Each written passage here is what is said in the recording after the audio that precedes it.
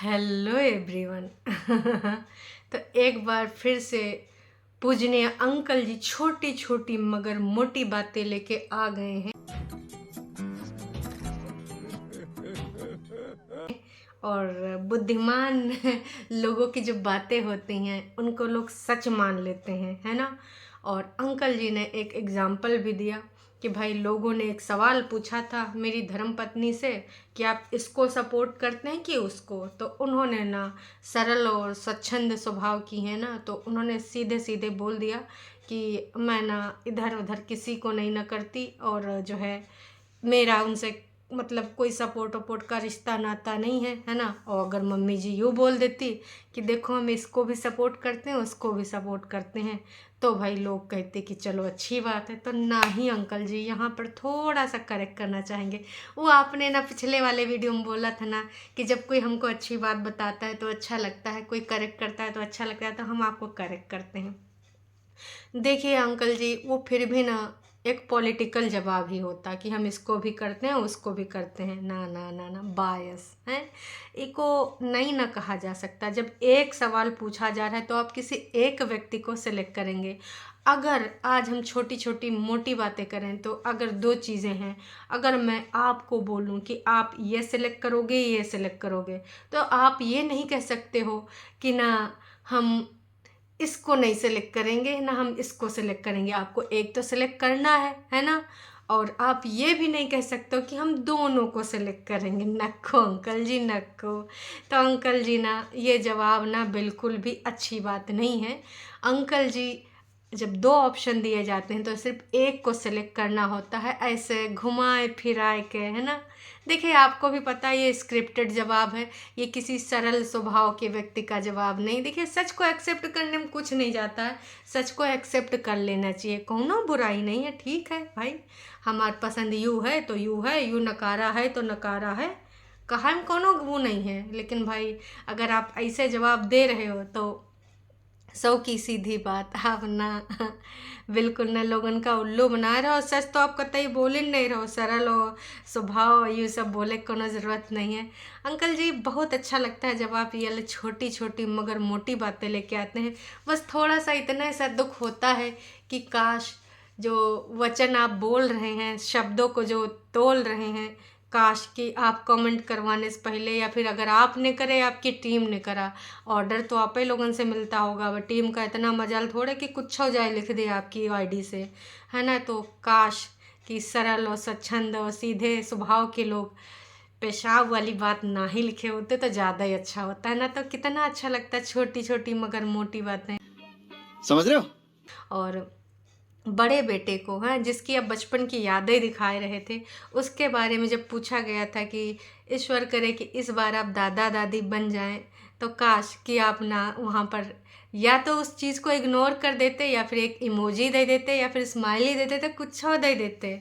लेकिन आपने वहाँ पर कटु वचन बोला, तो ये सरल स्वभाव तो नहीं है। तो अंकल जी कहेंगे ना आप ई वाला सेशन बंद कर दीजिए, आप कुछ नयका वाला शुरू कीजिए जिसमें ना कुछ अच्छा लगे, है ना, जो रियल व्यक्तित्व को प्रस्तुत करता है। घुमावदार कहानी का घुमा रहे हैं अंकल जी, मतलब देखिए ये ना जनता जनार्दन है ना, ये जो सब अच्छे से जानती है, कहा कि ना ये सब स्क्रिप्टेड बातें लग रही हैं। आप पिक्चर का दे रहे हैं कि डायरेक्टर का बहुत अहम रोल होता है, डायरेक्टर चाहे तो ऐसे किसी सीन को ऐसा बना दे लोग पसंद कर ले, और डायरेक्टर चाहे तो ना उस सीन को ज़्यादा लोग ना पसंद करें। तो अंकल जी बस ज़्यादा घुमाएंगे फिराएंगे नहीं, सीधे मुद्दे पे आएंगे।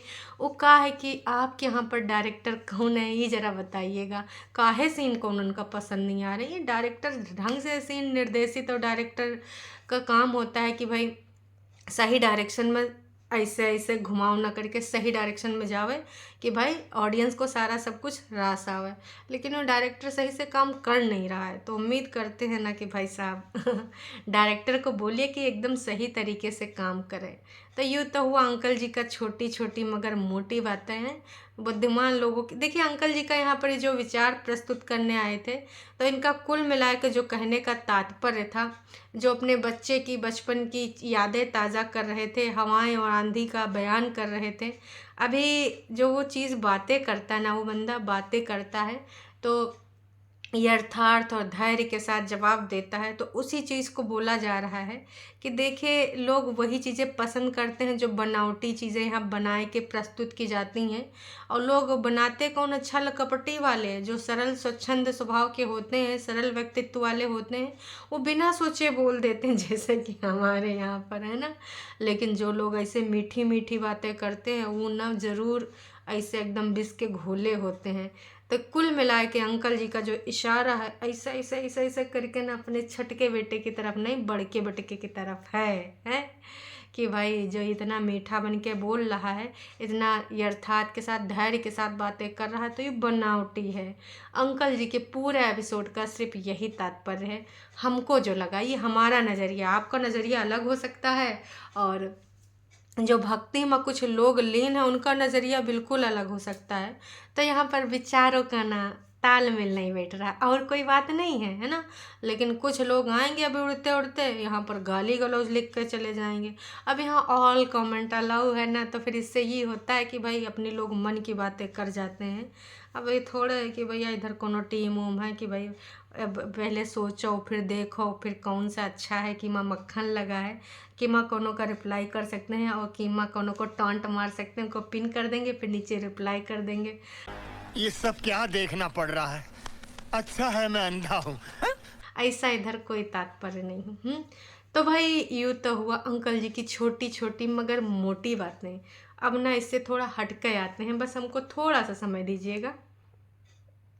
देखिए जो ब्रॉडकास्ट चैनल है ना, इसमें बहुत ज़्यादा सन्नाटा पसरा पड़ा था, है ना, पूरे तरीके से।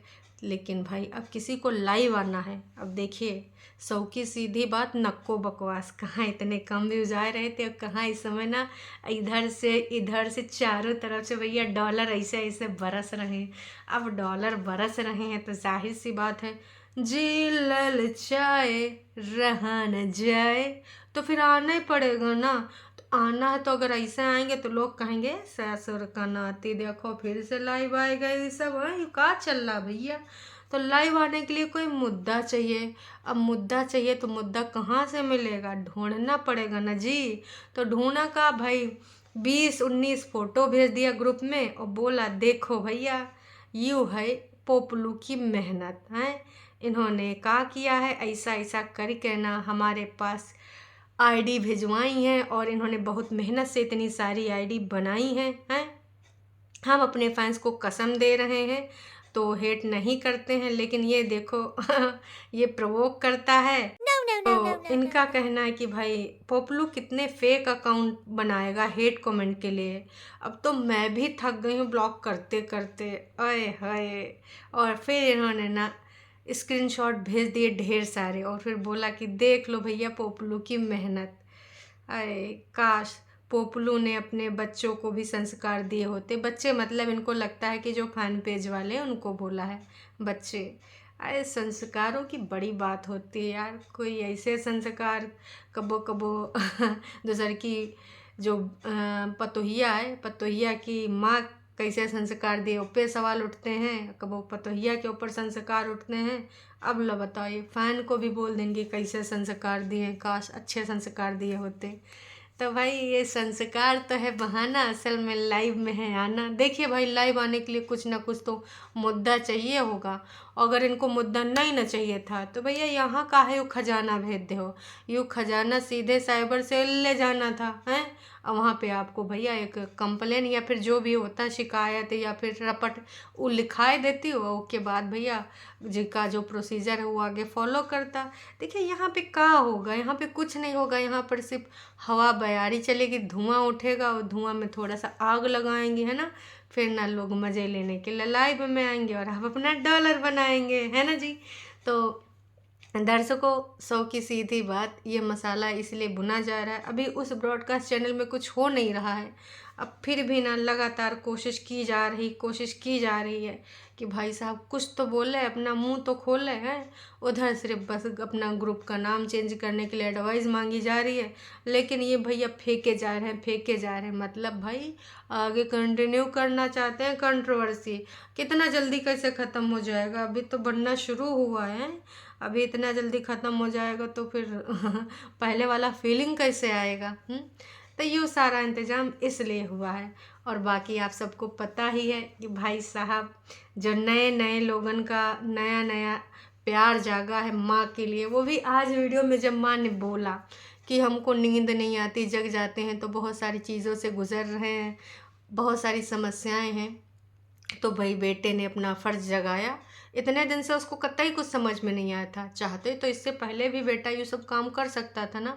और जब साथे में रहते हैं तो हमको यूँ समझ में नहीं आता कि स्टोरी लगाने का क्या बात है। माँ को साथ में लो, हग्गी करो, कंसोल करो, जो कर सकते हो उनको स्पेशल फील कराओ, कहीं बाहर ले जाओ, उनके साथ रील बनाओ। मम्मी जी रील बनाने से खुश हो जाती हैं, स्कूटी चलाओ, क्या बात है सर, क्या बात है सर, क्या बात, ये बात है। कहीं इधर चौपाटी तक जाओ, कुछ भी करो, मम्मी जी का फेवरेट जो भी खाना पीना हो वो खिलाओ पिलाओ, मम्मी जी को जो पसंद है वो हरकतें कर डालो, बस मम्मी को चिल रखो, है मम्मी को सपोर्ट करो।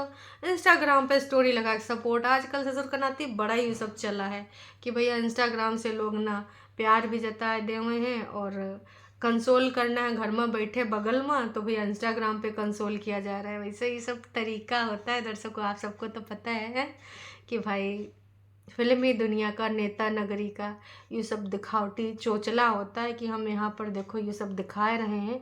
और इससे पहले मम्मा जी कितने दिन से परेशान है तो काहे इनका नहीं जागा। आज मम्मी जी ने जब वीडियो में बतावा तब है इनके अंदर जागा कि भाई हाँ, हम आज अपनी जो है बीवी के ऊपर, हमारी बेबी के ऊपर कितने लोग हेट कमेंट कर रहे हैं, कितने तरह के इल्ज़ामात लगाए जा रहे हैं।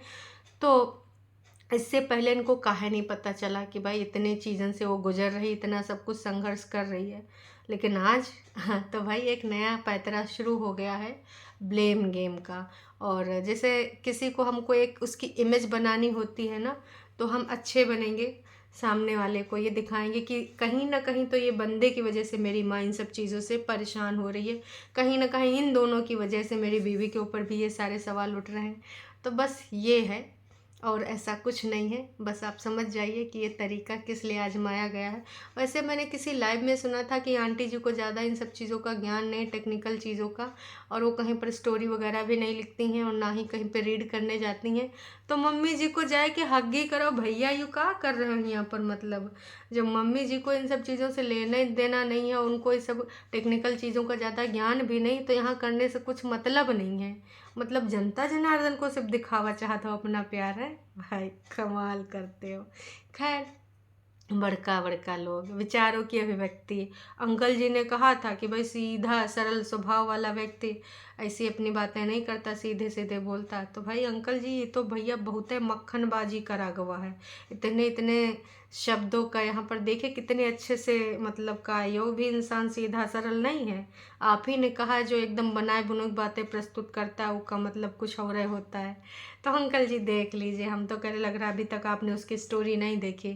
तो दर्शकों उम्मीद करती हूँ आप सब समझ गए होंगे हैं सबकी चालबाजियाँ। तो अभी के लिए इतना ही, फिर मिलेंगे एक नई अपडेट के साथ। अगर आप चैनल पे नए हैं तो चैनल को कर सकते हैं सब्सक्राइब, और वीडियो अगर थोड़ी भी पसंद आई तो जाने से पहले एक छोटू सा लाइक करते जाइए मेरे लिए। चलिए जी, टाटा बाय बाय।